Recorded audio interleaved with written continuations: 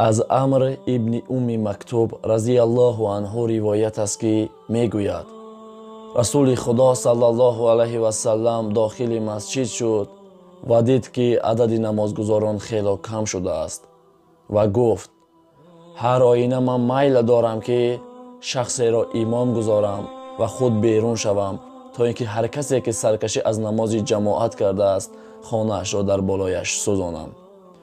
عمرو ابن مکتوب رضی الله عنه گفت ای رسول خدا صلی الله علیه و سلم بین من و بین مسجد درخزار خیلی زیادی است. برای من آمدنش خیلی مشکل است. نمی شود که من نماز را در خانه گذارم.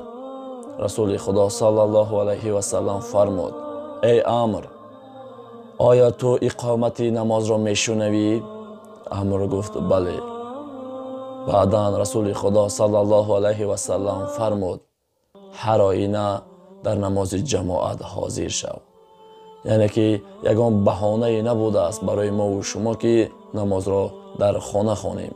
هر آینش در هر دهه‌ای که مسجد باشد نماز باید در مسجد با جماعت خوانده شود.